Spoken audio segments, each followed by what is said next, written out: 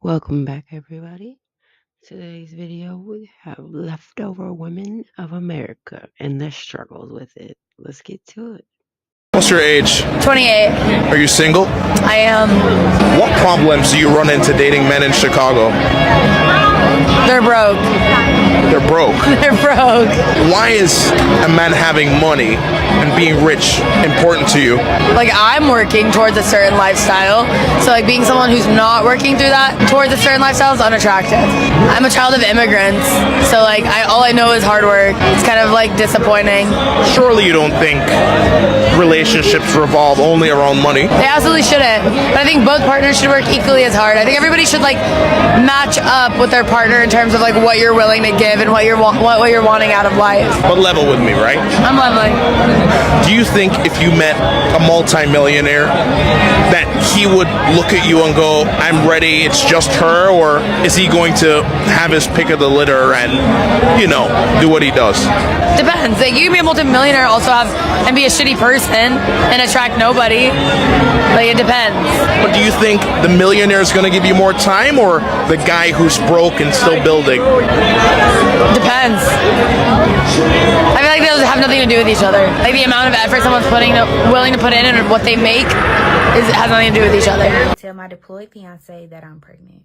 My fiance has been deployed for 6 months and my period is 2 weeks late. At this point, you really could just do the math yourself. And honestly, he can't blame anyone but himself. When we first started dating, he didn't say anything to me about joining the army. Had I known that, I probably wouldn't have took him serious. I'm not trying to put the blame on him here, but I don't know what he's doing in Germany. Like, did he really expect me to sit around and wait for him? The only reason I said yes in the first place was because I thought we were going to get married before he left. But obviously, this was all just a test from him.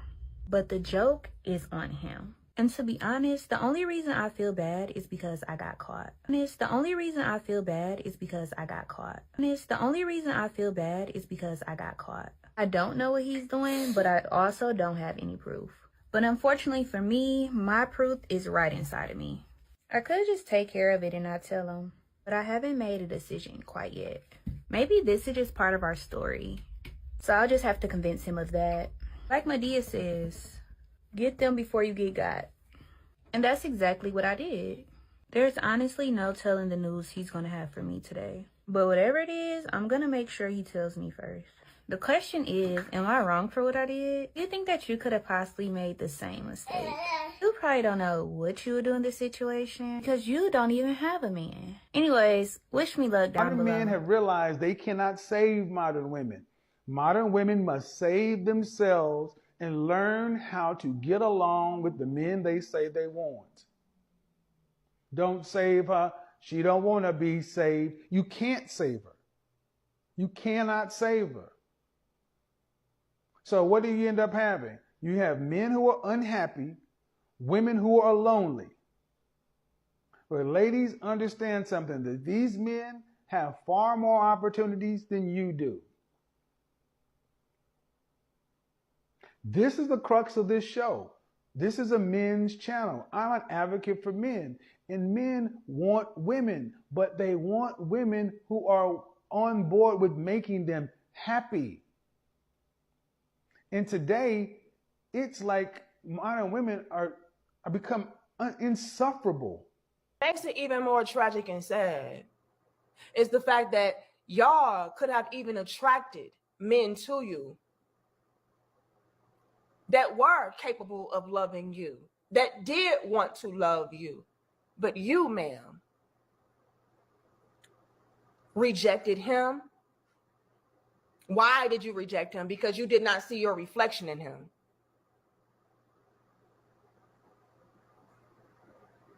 He wasn't toxic enough because, you're toxic. He wasn't destructive enough because, you're destructive.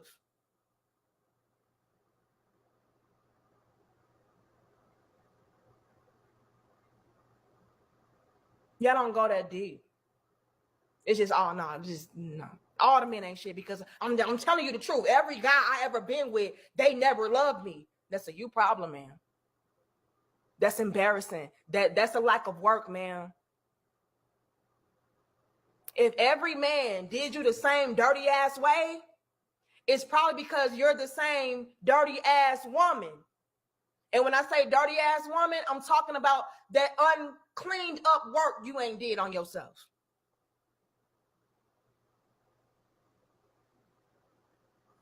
I'm not trying to be mean. I promise you. I know some of the sweetest women. I'm telling y'all, I know some of the sweetest women.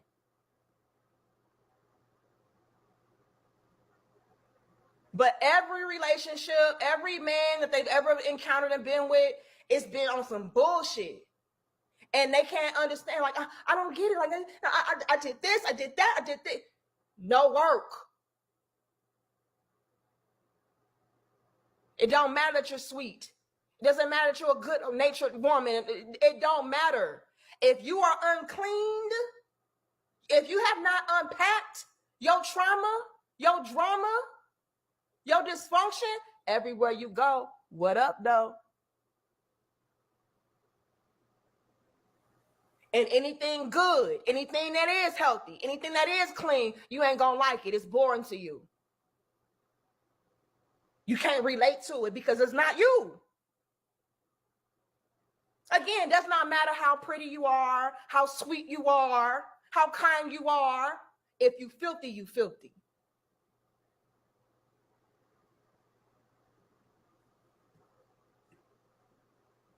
So when the queen breaker comes on here talking about, oh man, they not there to love you.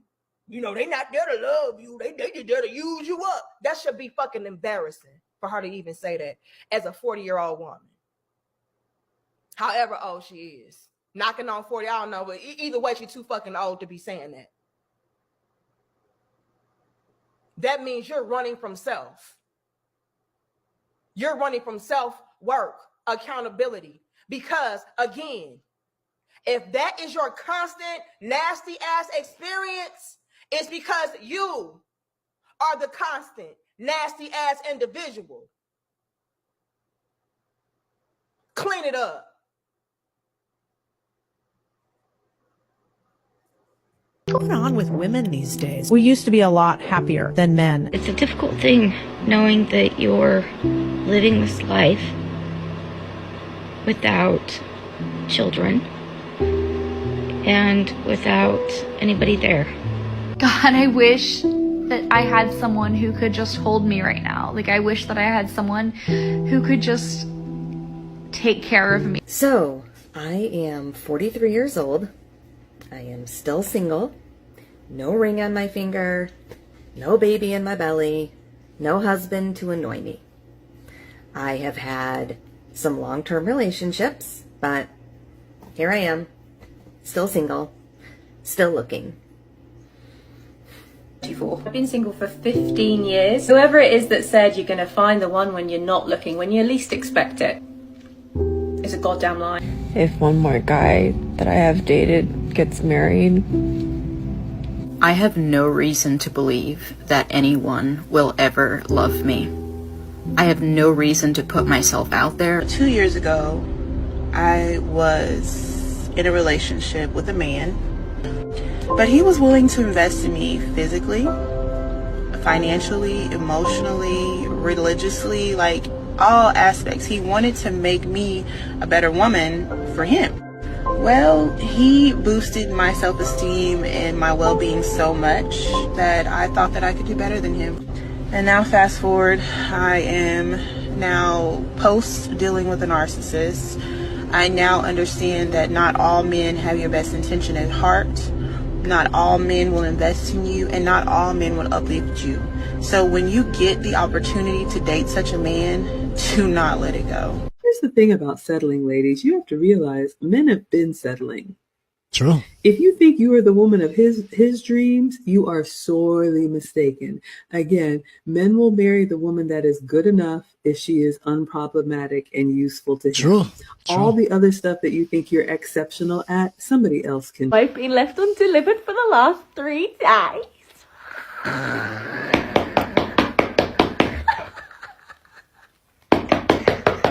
The book is based on a survey where men and women were asked if they got 80% of everything they want in their ideal mate, would they be happy with that? And women said, no, that's settling. And men said, 80%, I'd be thrilled, that's a catch. Yeah. The women came back with 300 things that would rule out a guy for a second date. And we're talking about like another 2 hours and maybe a free dinner. And they wouldn't do it. And there were things like, he wore a brown belt with black shoes. Are you married? Yes. Cool. Yes. Is he happy? No. That's a weird question. Usually they ask if I'm happy. Yeah, but like in kind of an interview. I'm just, you know, because he's not here, like I want to show my care for him as well. Is he happy? Your answer is yes, no. You don't wanna answer that question. If I was a man in today's society, I would not get married. Let me explain. Yeah. In the modern era, marriage is completely outdated. The tax breaks you get from it aren't even that good. And to be really honest, it is geared towards protecting the woman in the relationship in the event of divorce. So I'm watching this girl's video earlier and she's talking about how she hasn't had a guy to talk to in a while, hasn't had anyone to flirt with, she's kind of in a dry spell, and I'm like, girl, period. We're like vibing, we're like best friends right now. Love you, girl. And then she's like, yeah, it's been like 2-3 months. Okay, and this is where we are fundamentally different. This is where our roads veer different directions, if you will. Yeah, in my mind, 2-3 months, that's like a vacation. You just had like something big happening, like maybe you had a couple weddings to go to, you were just like busy. I'll tell you what a dry spell is. My life is a dry spell. We're not even gonna get into relationship. Last time I had somebody to flirt with, I mean, it's been years. I don't even know if I know how anymore, honestly. I actually did think about this recently. I'm like, do I still possess the skills necessary to kiss? I don't know. I don't remember. Ladies, men need you to stop being so nitpicky about everything. It is not attractive to them when you find something wrong with everything. Just like think about it. Does it ever help your situation if you are picky about something?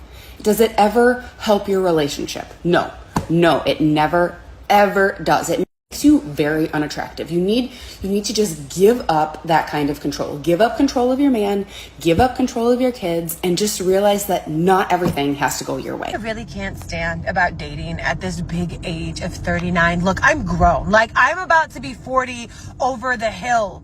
Grown, right? Why are we still talking about virtue or body count like that fucking matters? Like, I am dating a bunch of divorcees who cheated on their wife, who have multiple children by multiple partners, me included. That's no shade, but let's just illustrate facts. We got kids.